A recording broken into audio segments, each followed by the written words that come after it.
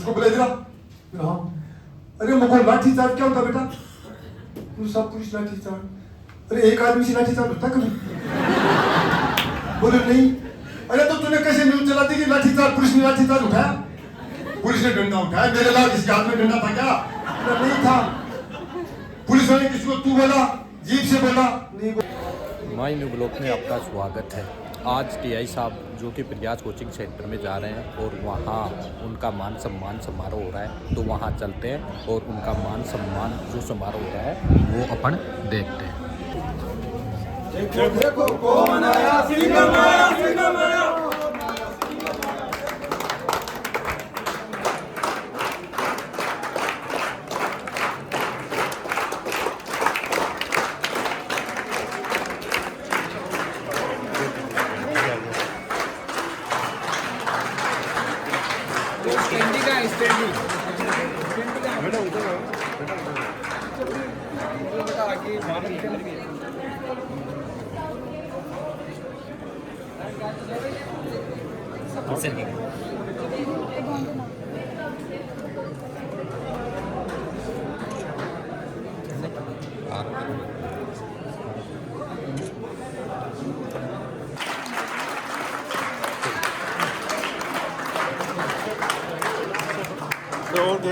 धीरे धीरे सर, धीरे धीरे। श्रीमान सुभाष जी राहुल, श्रीमान प्रमोद जी, राजस्व अधिकारी महोदय का तालियों में कोई कमी नहीं होनी चाहिए।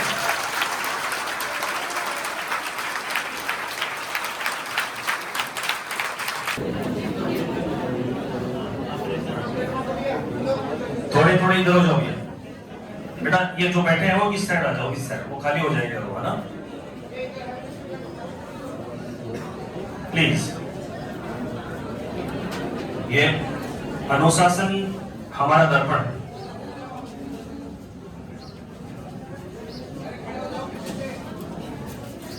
इधर इस साइड आ जाओ बॉयज, प्लीज।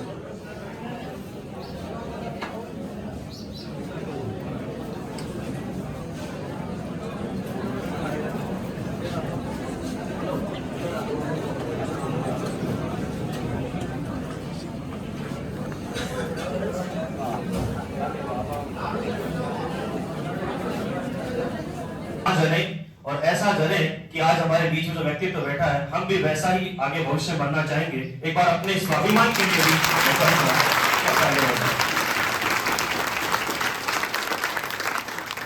प्रशंसा के रूप में अगर मैं दो शब्द जोड़ूं तो श्रीमान जी सुभाष जी राहड़, इनकी प्रथम पोस्टिंग इंडियन आर्मी में हुई थी और इंडियन आर्मी हमारे लिए क्या है वो हम सबको पता है। इससे बड़ा सम्मान नहीं पर दुनिया में या भारत में अगर मैं कहूं या मेरी नजर में कहूं या आपके दृष्टिकोण में कहूं तो कुछ नहीं हो सकता। तो इंडियन आर्मी में इन्होंने सेवा अपनी दी है। इनके दिशा निर्देश में हम सब यहाँ कार्यरत हैं।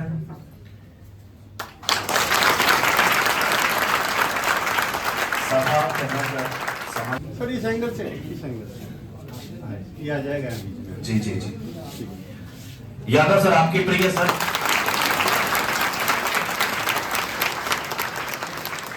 साफा पहना कर पूनिया जी सर।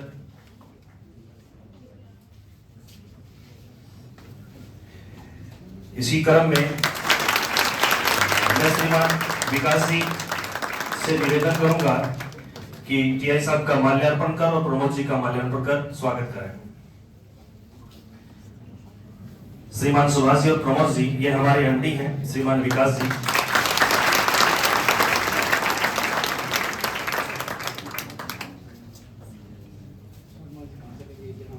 कमल जी सर,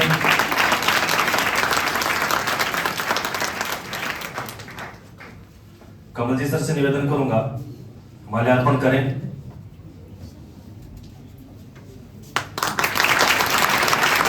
राज सर, राज सर सम्मान।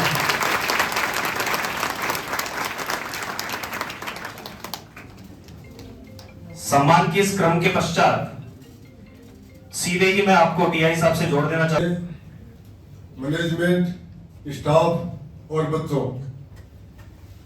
प्रयास में मैं पहले भी एक बार, विकास जी क्या है मेरे पुराने मित्र हैं तो एक बार पहले आया था मैं यहाँ, उसके बाद आज मुझे पुनः यहाँ आने का अवसर जो प्रयास ने दिया, जो सम्मान दिया, उसके लिए मैं दिल से आभार व्यक्त करता हूँ और अपनी प्रसन्नता जाहिर करता हूँ।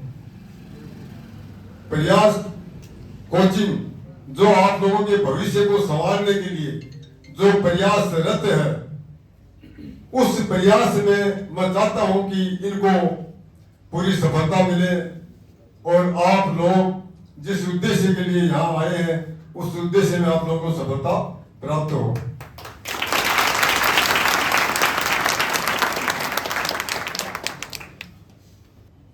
ये जो अभियान है ये बड़ा उत्तम अभियान है, काम कठिन भी है।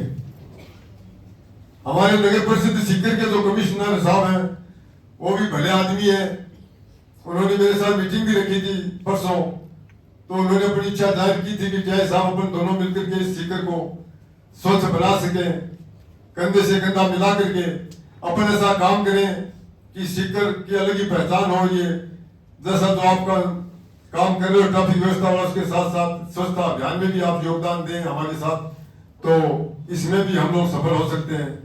क्योंकि उन्होंने देखा कि टीआई ने जो काम, जिस काम से सबने हाथ खड़े कर रखे थे, पूरे सीकर शहर में सबकी एक आवाज थी कि पुलिया सकड़ा है, कोई इलाज नहीं है, जाम का, ट्रैफिक व्यवस्था का कोई इलाज नहीं है। मतलब सबने अपनी मानसिकता बना चुके थे। सब मानसिकता तो बन गई तो उन्होंने अपने हथियार भी डाल दिए और जो भी कहीं से कोई भी क्वेश्चन पैदा होता जाम का तो सीधा सा हर आदमी अपना जवाब देके पल्ला झाड़ देता था कि कोई उपाय नहीं है, जब तक पुलिया नहीं बनेगा कोई उपाय नहीं है। अब तुम लोगों ने देखा कि एक अकेला आदमी जिसने निश्चय किया कि मुझे कुछ करना, जाम से मुक्त करना है, और उस आदमी ने चंद दिनों में, मात्र 10 दिनों में उस आदमी ने ऐसा काम किया कि लोगों ने वो बात कहनी छोड़ दी कि इसका कोई उपाय नहीं है या इस पूजा इसके लिए जिम्मेदार है। अब ये कहने से पहले हाँ उनको 100 बार सोचना पड़ता है, वो बहाना उनका परमानेंट खत्म हो गया। अब वो सब यही कह रहे कि कुछ भी संभव है। मतलब लोगों की मानसिकता तो ठीक, पहले वो चेंज हो चुकी है।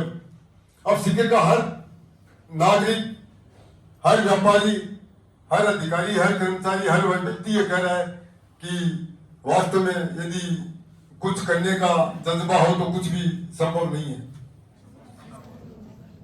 संभव नहीं है। इसी क्रम में यदि अपन को सीकर को स्वच्छ बनाना है तो ये जो कचरा पात्र नगर परिषद ने रखे जगह जगह, तो अपनी आदत में ये शामिल कर लेना चाहिए कि जो भी कचरा डाले अपन घर का, यदि नगर परिषद की गाड़ी नहीं आती है तो उस कचरे को इकट्ठा रखें, 2 दिन इकट्ठा रखें, 3 दिन इकट्ठा रखें, 4 दिन, कभी तो गाड़ी 1 दिन, 2 दिन, 3 दिन में कभी तो आएगी, और जब वो आएगी तब भी उसमें हम डालेंगे। ये नहीं कि यार गाड़ी नहीं आई तो अपन आज कचरा बाहर फेंक दें, क्योंकि वो बाहर का कचरा फैल करके पूरे हवा के माध्यम से पूरे शहर में फैल जाता है, पशुओं की हवा के माध्यम से। तो ये हर आदमी ये निश्चित कर ले कि हमें कचरा पात्र में ही डालना है। दूसरा, कचरे को भी भविष्य में नगर पालिका ये काम करेगी कि वो गीला कचरे को अलग कलेक्ट करे और सूखे कचरे को अलग कलेक्ट करे। तो जो गाड़ी आएगी तो अपने को भी ऐसा उनकी मदद करनी चाहिए कि अपने घर में अपन छटनी करके रखें, गीले कचरे की, सूखे कचरे की, उनके अलग अलग, तो उनको काफी सुविधा हो जाएगी। नगर परिषद के जो कर्मचारी है वो भी बेचारे अपने भाई लोग इंसान है, जो सफाई कर्मी है, तो वो उसको छटनी करते हैं, उनको भी बड़ी दुविधा होती है। तो हमें भी एक इंसानियत के नाते उनका सहयोग करने के लिए हमें गीला और सूखा कचरा पहले से अपने अलग अलग बांध करके रखना चाहिए, गाड़ी में डालना चाहिए, ताकि उनको वो बड़ी मदद मिलेगी उसको अलग से उठा के, और एक छटनी करने में बड़ा मुश्किल काम है। तो नगर परिषद जो चाहती है उसमें वो सफल भी हो सकती है जबकि अपन लोग सब उसकी मदद करें। तो हर को ये निश्चित करना पड़ेगा कि हमें नगर परिषद सीकर का जो इलाका है, सीकर शहर का जो इलाका है, इसको यदि स्वच्छ हमें बनाना तो हर आदमी को अपना योगदान देना पड़ेगा। ये शहर में जिन लोगों को गुटखा खा करके इधर उधर ये गंदगी फैलाते हैं, इन लोगों को हर आदमी को टोकना चाहिए। जहां भी कोई आपको नजर आए, उसको चाहे बच्चा हो, चाहे बड़ा हो, चाहे जवान हो, चाहे बूढ़ा हो, जहां भी कोई गंदगी फैलाता हो, पाउच फेंकता हुआ जर्दा खा के नजर आए, उसको तुरंत टोको, अधिकार से टोको उसको। क्या कर रहे हो भाई, गलत कर रहे हो, आप शहर को गंदा कर रहे हो। तो ये कर देती है, अपनी पूरी लाइफ को बर्बाद कर देती है। ग्रेजुएशन होने के बाद बच्ची में क्या परिपक्वता आती है और वो अपना नफा नुकसान समझती है। वो नवाली बच्ची को ये भी नहीं पता कि मेरा जो स्टेटमेंट है उसकी कोई वैल्यू नहीं है। वो सोचते मैं कहूंगी, मैं तो इससे प्यार करती हूँ तो मेरी बात तो मानेंगे, मेरी मर्जी से गई हूँ। जबकि कानून ये कहता है कि नाबालिग के बयान का कोई महत्व नहीं है, शून्य महत्व है। बयान उसके माँ बाप का लिया जाएगा, उसका महत्व है। तो वो क्या कहती है उसको कानून इग्नोर करता है। कि ये तो नाबालिग से क्या नहीं 18 साल से नीचे, तो उसकी वो चाहे कुछ भी स्टेटमेंट है, इसका कोई कानून के महत्व नहीं है नजर में। तो भाई मैं क्या कहूँ, मैं विभर्ती में हूँ, मैं कहूंगा तो वही खारा खारा, और फिर कहीं को तकलीफ हो जाएगी, कहीं के बिजली के झटके लगेंगे, फिर वो सोचेंगे प्लान बनाएंगे कि सारा एक झटका इस टीआई के लिए भी तैयार करो, ये हमें बिजली के झटके देगा तो टीआई के लिए भी कोई सारा सा झटका तैयार करो। तो आपका क्वेश्चन तो बहुत जायज क्वेश्चन है, मैं क्या कहूँ, आप कुछ पॉइंट है, पीछे भर्तियां बिक गई, सबने देखा भर्तियां बिक गई, खुलेआम बिक गई, आपने भी देखा, मैंने भी देखा, मेरे बच्चों ने भी देखा, भर्तियां बिक गई, हद हो गई। जो बच्चे, जो माँ बाप अपने बच्चे, जो बच्चे ईमानदारी से मेहनत करें, जो माँ बाप पैसा खर्च करें, तुमने चंद रुपए में, चंद टुकड़ों में वो भर्तियां बेच दी। वो मेहनत करने वाले बच्चे कहां जाएंगे? तुमने देश के, तुम सबसे बड़े गद्दार हो, इस भविष्य, देश के भविष्य के लिए तुम सबसे बड़े गद्दार हो। तुमने चंद रुपयों के, चंद टुकड़ों के लिए तुमने भर्तियां बेच दी। ऐसे गद्दारों के लिए मैं कहता हूं, सरेआम चौराहे पे फांसी का प्रावधान करना चाहिए सरकार को।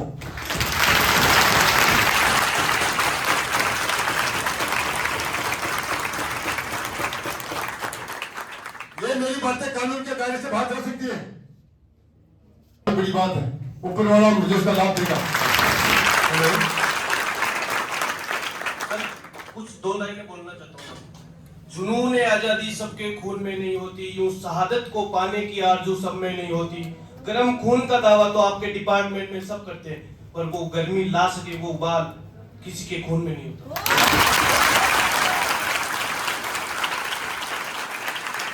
आपका भी सर, आपकी जिंदगी का भी अलग ही अफसाना है। आप तीर भी चलाते हो और परिंदे को जिंदा भी रखते हो।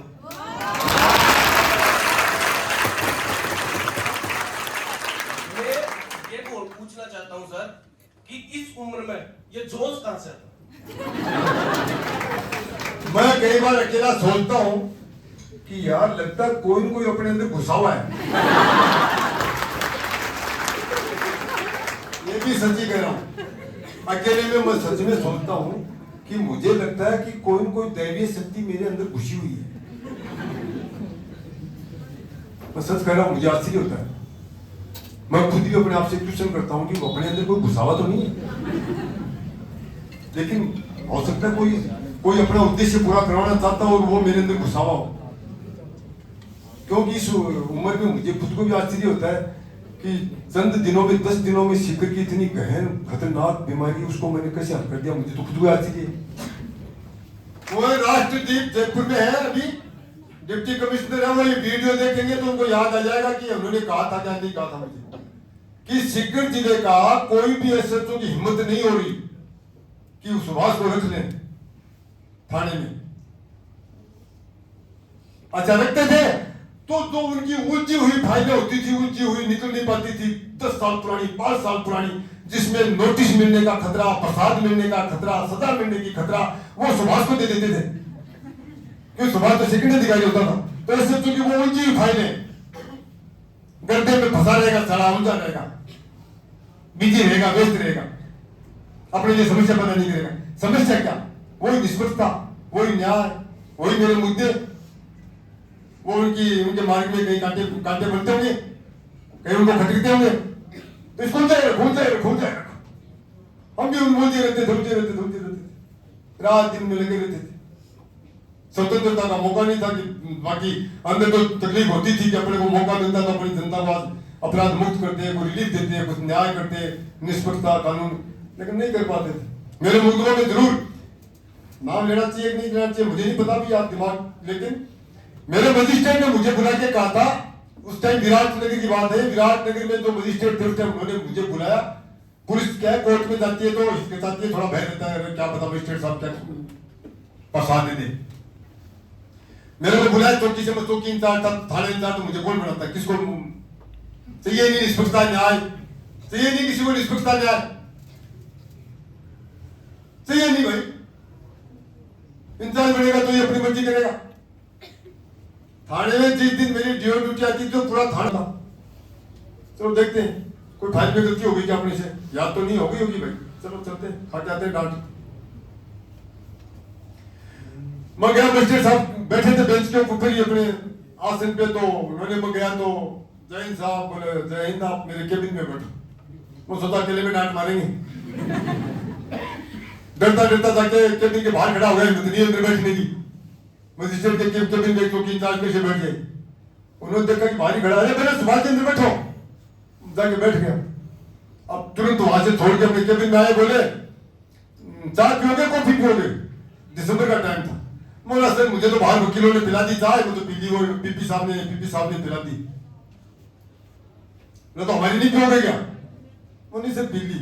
अरे नहीं, इतने वो पियोन पानी लेके आ गया। बोला साहब दिसंबर का महीना था, मुझे याद है, वो सर को ठंडा पानी। अरे नहीं, मैंने आपके लिए गर्म पानी मंगाया। साहब बड़ी ध्यान दे रहे हुए, ठीक है सर, पी लिया गर्म पानी। कॉफी पियोगे चाय? वो सर मैं तो पी ली चाय। बोले नहीं, मैं आपके लिए कॉफी मंगवाता हूँ। बोला मजिस्ट्रेट साहब तो ढंग से काटेगा अपने कॉफी पिला रहे, बकरे को काटते हैं तो उसको सजाते बलि देते हैं, तो बेचारे को तो अपने को सारा हाथ कुछ। उन्होंने मुझे कहा आपकी फाइल देखता हूं तो मुझे बड़ा मजा आता है, आपकी फाइल में जिस तरीके से आप काम करते हो तो मुझे बड़ा मजा आता, आनंद आता है। मुझे डर ही नहीं आता उस फाइल में फैसला करने में। फैसला तो आप फाइल में पहले ही कर चुके हो। आप जिस निष्पक्षता से फाइल लिख रहे हो मुझे बड़ा अच्छा लगता है। तो बोला साहब बाकी लोग नहीं लिखते क्या? बोला वो तो मुझे पता क्या लिखते हैं क्या नहीं लिखते, लेकिन आपकी फाइल देखता हूँ तो मुझे बड़ा अच्छा महसूस होता है, बड़ा। अब वो साहब भी सुन रहे होंगे मेरा वीडियो, क्योंकि वो अपने आसपास ही कहीं है, ज्यादा दूर नहीं है उनकी पोस्टिंग आजकल, अभी बड़ा पद हो गया उनके पास, और वो अपने आसपास ही है कहीं। जिन्होंने मेरे को बुलाया था वो अपने सिक्के जिले में ही है, बड़े पद पर हैं। सुन रहे होंगे वो, देख लेंगे वीडियो, उनको पता है, क्योंकि मैं तो बोलता हूँ सच बोलता हूँ, प्लस माइनस नहीं करता हूँ।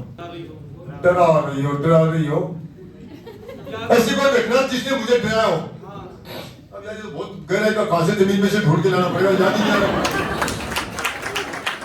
डर डर डर डर कब लगा डर? आपका जाब्ता भी फेल हो गया हो, आप अकेले खड़े हो। अब वो चीजें तो क्या थोड़ा याद करनी पड़ेगी कि कौन सी घटना। हाँ, डर नहीं लगता, अब डर लगा ये तो याद नहीं है, लेकिन डर नहीं लगता, इसका एक चीज याद आ गई। मैं तो क्या सबूतों के साथ बात करता हूं।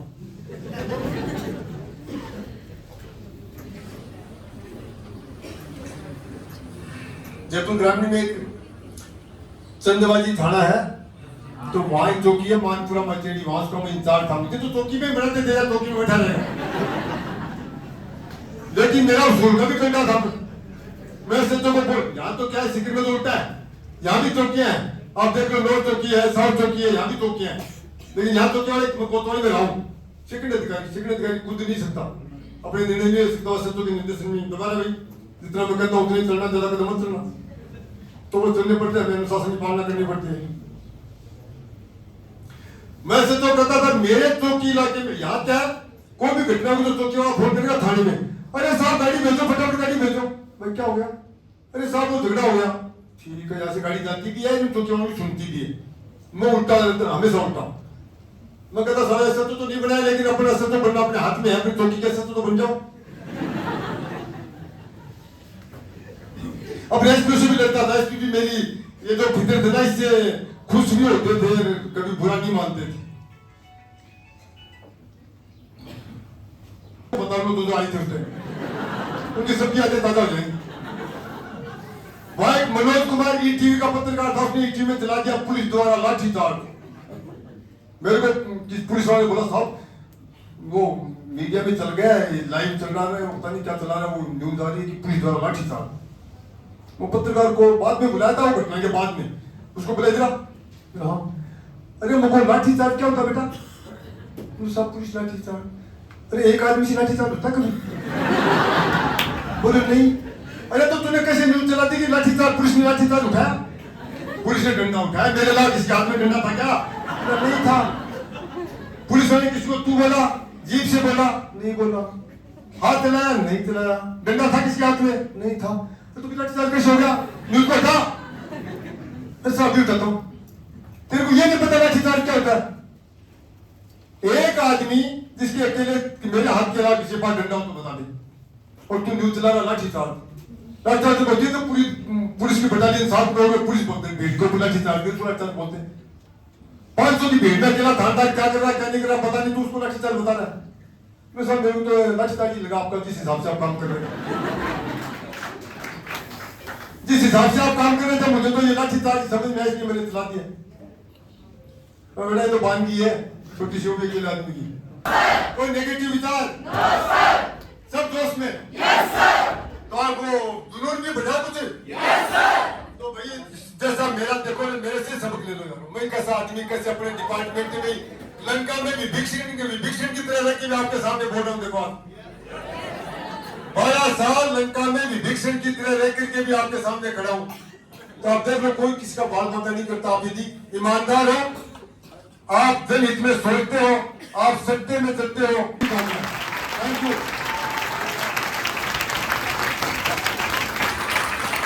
धन्यवाद सर।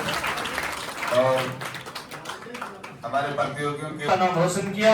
एक बार पुनः इन दोनों नन्हे बच्चों के लिए आपकी ऊर्जावान तालियां।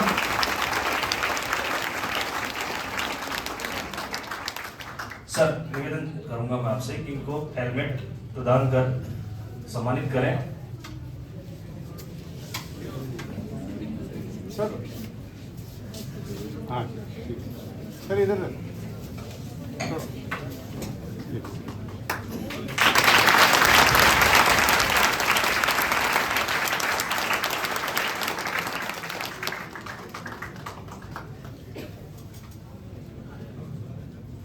पर्दे के पीछे भी काम करने वाले होते हैं। तो गवर्नमेंट आपके पास ही आ सकता है।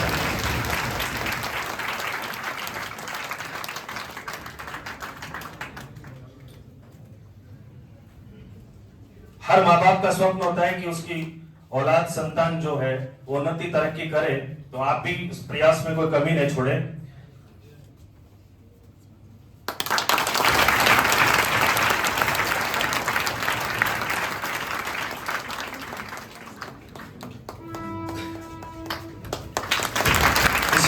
इसी कड़ी में नगर परिषद के जो अधिकारी हैं श्रीमान प्रमोद जी, वो भी नगर परिषद की ओर से 2 डस्टबिन। ये डस्टबिन नहीं है, ये एक संदेश है कि हमें सफाई स्वच्छता हमारे जीवन में कितने उपयोगी है। जगदीश जी हमारी संस्था के आधार हैं, हमारे संस्था के प्रमुख हैं, और इसी क्रम में जो बात आती है विजय जी की, तो इनके कंधों पे बहुत बड़ा भार है। का जोरदार तालियों से इनका सम्मान किया जाए। हमारे लिए दोनों ही पद आदरणीय हैं।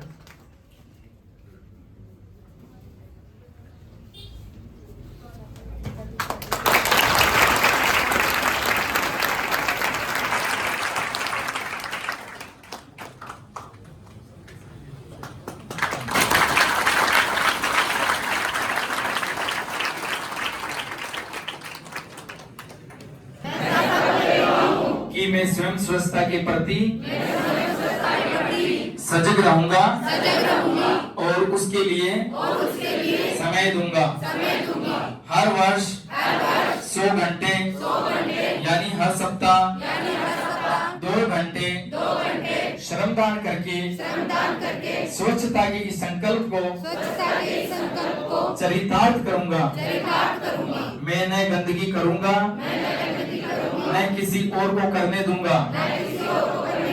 सबसे पहले मैं स्वयं से, मेरे परिवार से, मेरे मोहल्ले से, मेरे गांव से एवं मेरे कार्यस्थल से इसकी शुरुआत करूंगा। मैं मानता हूं कि दुनिया के जो भी देश स्वच्छ दिखते हैं उसका कारण यह है कि वहाँ के नागरिक गंदगी नहीं करते हैं और न ही होने देते हैं। इस विचार के साथ मैं गांव-गांव, गली-गली स्वच्छता का और स्वच्छ भारत मिशन का प्रचार करूंगा। मैं आज जो शपथ ले रहा हूँ वह अन्य 100 व्यक्तियों से भी करवाऊंगा वे भी मेरी तरह स्वच्छता के लिए 100 घंटे दें। इसके लिए मैं प्रयास करूंगा।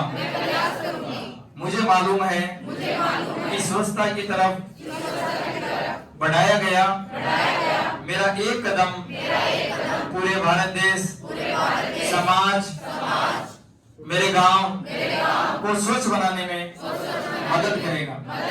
धन्यवाद।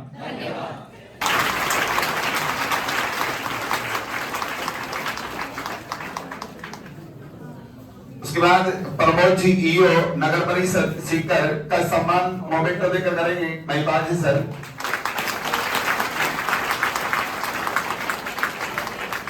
और इसी मोमेंटो की कड़ी में सुरेश जी का भी सम्मान करेंगे महिपाल जी सर मोमेंटो देकर।